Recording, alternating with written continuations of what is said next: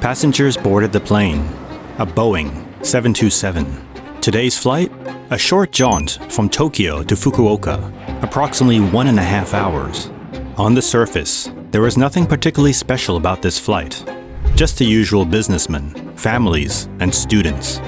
Unbeknownst to them were 9 individuals who had an altogether much more sinister agenda. Japan Airlines Flight 351 left the tarmac without incident, climbing smoothly and uneventfully towards its cruising altitude. All that was about to change.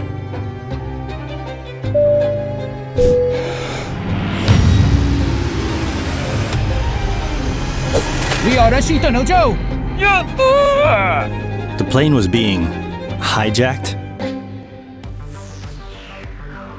The 1960s were a hotbed for far-left uprising around the world. Japan was no different. One particularly extreme group was the Red Army faction, part of the far left-wing group, the Second Bund.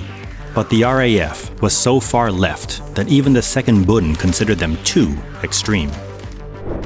They believed revolution was coming to Japan, and soon, the world. Their communist ideals would overthrow America and its allies, and they would be the leaders of this new world order. Ambitious dreams indeed. By 1969, the RAF was ready for armed action. It wasn't long before plans for Operation Phoenix were devised by the mastermind of this forthcoming hijacking, Takaya Shiomi. He planned to hijack an airplane and fly to Cuba, where their communist allies could provide training and support in their efforts for a Japanese revolution. The final plans and preparations were underway. In just over 2 weeks, Shiomi would be celebrating his victory with a daiquiri on a Cuban beach. This brilliant and enigmatic mastermind of the Red Army faction. There was just one problem. He was in jail.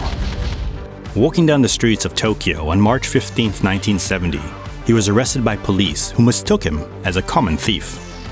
He'd end up watching his master plan coming to fruition from inside a Japanese prison. No matter, the other members could carry out the plan without their brilliant leader. And thus began the series of events later to be known as the Yodogo hijacking. March 31st, 1970, 7 a.m. The 9 men prepared to board Flight 351. Within their carry-ons and on their persons, katanas, guns, and pipe bombs. Airport security wasn't what it is today. The idea of an airplane hijacking wasn't yet a common possibility. No metal detectors, no bomb detection. But let's not forget, these boys and men weren't average revolutionaries. They were something special. In fact, they had no need for real weapons. Instead, their swords, pistols, and bombs were mere toys, replicas. Because who needs real weapons when you fight on the side of freedom, morality, and good? 7:33 a.m. The plane lifts off, bound for Fukuoka.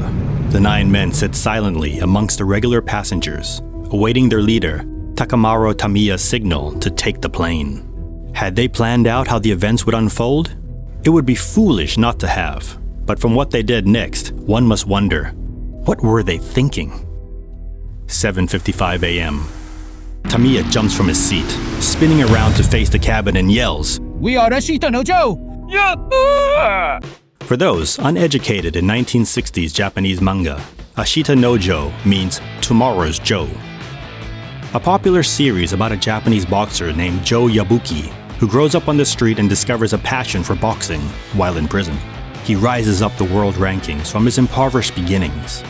It's easy to see why the working class and angry student populations saw their struggle mimicked in this series. Anyway, back to our hero, Takamaro. The fellow hijackers leapt to action, hearing their leader's battle cry, and took 122 passengers and 7 crew hostage. Japan Airlines Flight 351 now belonged to Sekigun, the Japanese Red Army faction. The hijackers entered the cockpit and ordered the captain to fly them to paradise, Havana. There, they would receive the training they needed to one day return to Japan and overturn the government.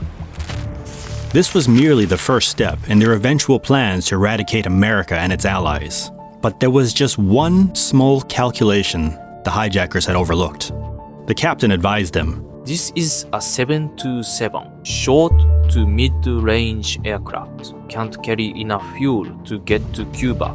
The distance from Tokyo to Havana, Cuba is approximately 12,000 kilometers. The intended distance of this flight to Fukuoka was about 1,000 kilometers.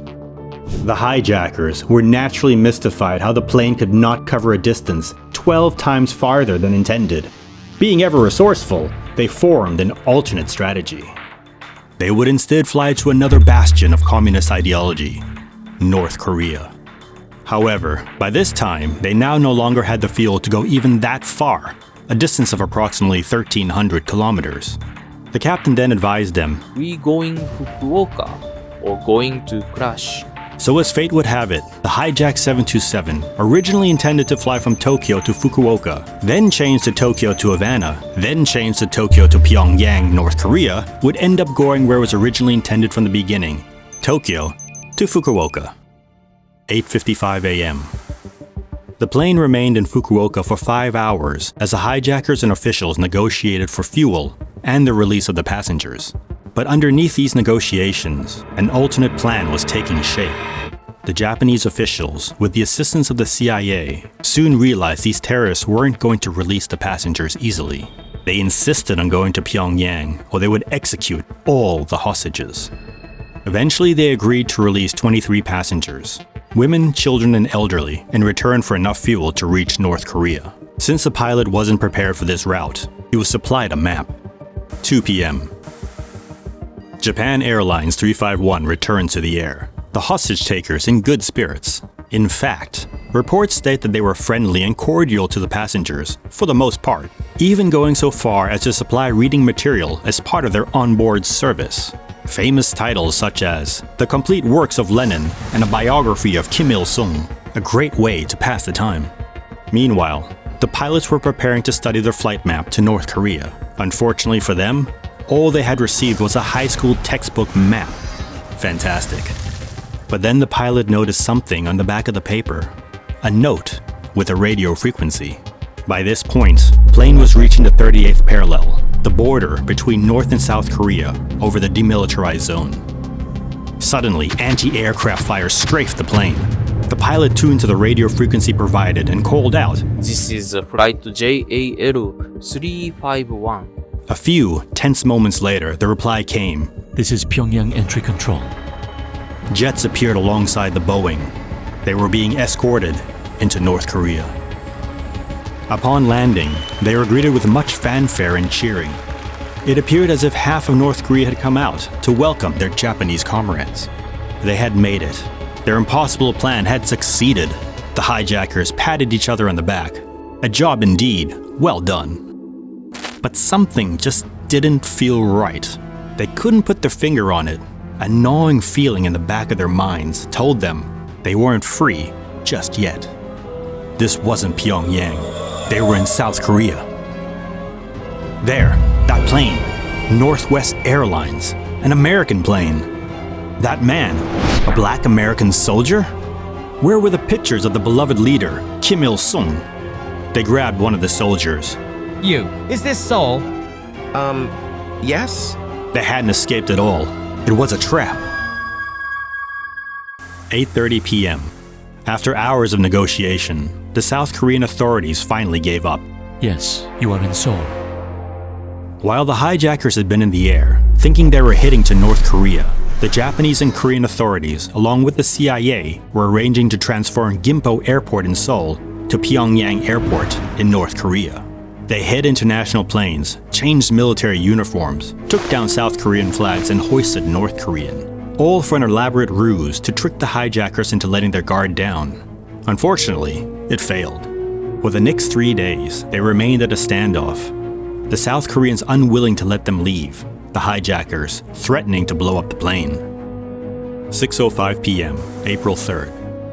The Boeing 727 was finally ready for takeoff. An agreement had been reached. In return for fuel and the release of the remaining 99 passengers, the Japanese would provide a high-value hostage, Vice Minister for Transport Shinjiro Yamamura. In an act of selfless sacrifice, he would trade his life for the hostages. 7:20 p.m. Japanese Airlines 351 approached Miram Airfield in Pyongyang. By now it was dark and there were no proper landing lights. Fortunately, the pilot was a World War II veteran and set the plane down in the dark by eye. As can only be expected of our revolutionary heroes, they immediately struck karate poses as they disembarked the plane in North Korea. They were welcome arrivals to the Hermit Kingdom. By the next day, the three pilots and Vice Minister Shinjiro Yamamura were back on the 727 and making their return to Japan. Naturally, the North Koreans had flip-flopped on their release, but eventually capitulated to the pressure. Everyone was where they wanted to be. In the aftermath of the incident, though no life was lost, the Japanese government appeared as a loser since the hijackers had gone away. Not only this, but the North Koreans treated them as royalty and welcome guests. On the outside, everything appeared rosy for the gunmen, but this wasn't to last. Takayo Shiomi, the fearless mastermind who spent the hijacking already in jail, was sentenced to a further 20 years for his involvement. After being released, he became a car park attendant and later ran for political office. He died in 2017.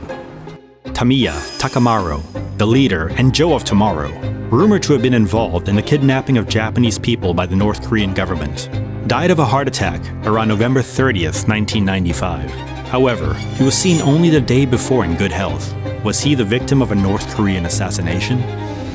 Moriaki Wakabayashi, a bassist for the band Les Rallies Dénudés, the Naked Suitcases, though a more accurate translation is f***ed up and naked. He lives on in North Korea, hoping to return home one day and regretting his involvement in the hijacking. Takeshi Okamoto died in North Korea, attempting to flee south across the border. Kintaro Yoshida died in 1985, likely at a political prisoner camp. Yasuhiro Shibata, 16 at the time of the hijacking, snuck back into Japan in 1985 to raise money for the Red Army faction. He was captured and served 5 years in prison. He died in Osaka in 2011. Yoshimi Tanaka was captured in Thailand, smuggling millions of fake US dollars. Though acquitted in Thailand, he was returned to Japan where he was sentenced to 23 years in jail. He died while serving his sentence. Takahiro Konishi, Abe Kimihiro, and Shiro Akagi all continue to live in North Korea. It seems that time has somewhat mellowed our avenging hijackers, as some express a level of remorse and a wish to return to Japan. Their once luxurious lives in North Korea appear to be a bit more rundown and lackluster as their fame melted away. But not all was lost to them. They managed to persuade at least 5 Japanese women to defect to North Korea and marry them. Quite a ridiculous story all around. You couldn't make it up if you tried. And so we reached the end of our voyage with Japan Airlines 351. If you like this content, please remember to subscribe. Until next time, we are Ashita no Joe.